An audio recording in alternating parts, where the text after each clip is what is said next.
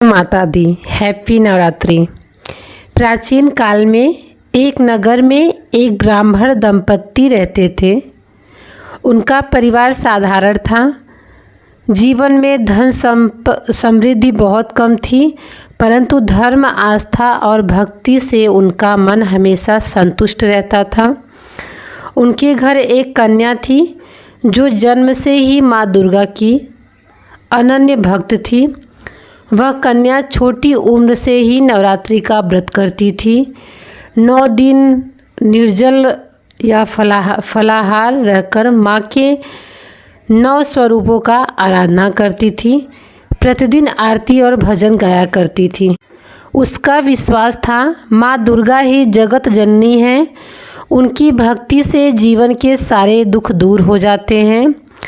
समय बीतने के साथ कन्या युवती हुई और उसका विवाह एक अच्छे परिवार में हुआ, लेकिन वहाँ के लोग पूजा पाठ और व्रत उपवास में विशेष विश्वास नहीं रखते थे।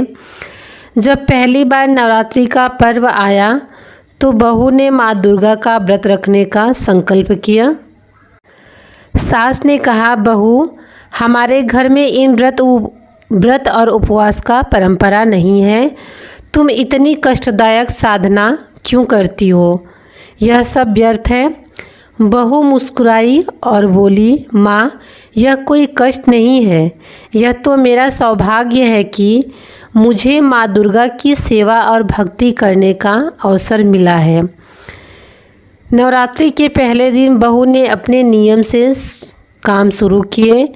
प्रातःकाल स्नान करके घर को शुद्ध करती, माँ दुर्गा का स्मरण कर दीप जलाती और पूजा करती। दिन भर निर्जल व्रत रखकर भजन कीर्तन करती। प्रतिदिन माँ दुर्गा के अलग अलग रूपों का पूजा करती। पहले दिन माँ शैलपुत्री की उपासना की। दूसरे दिन माँ ब्रह्मचारिणी का ध्यान किया। तीसरे दिन माँ चंद्रघंटा का स्मरण किया। चौथे दिन माँ कुष्मांडा का आराधना की। 5वें दिन माँ स्कंद का पूजन किया। 6ठे दिन माँ कात्यायनी की प्रार्थना की। 7वें दिन माँ कालरात्रि का स्मरण किया।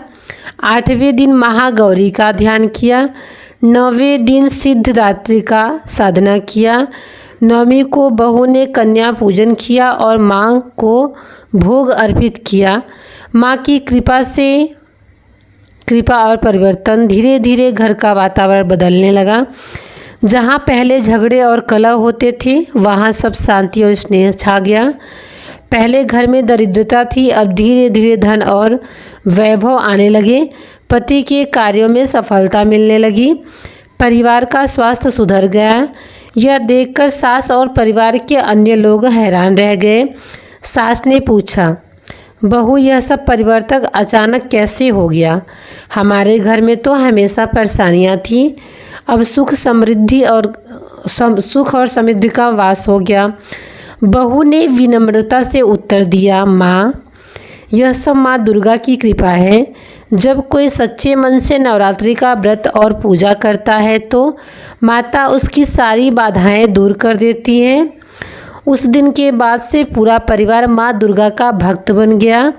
अगली नवरात्रि में सास, ससुर, पति और परिवार के सभी लोग व्रत और पूजन करने लगे। धीरे धीरे उस परिवार का जीवन पूरी तरह बदल गया। वे लोग सुख, शांति और समृद्धि से भर गए। जो भी भक्त सच्चे मन से और नियम से, श्रद्धा से नवरात्रि का व्रत करता है, उसके जीवन से दुख, दरिद्रता और संकट दूर हो जाती है।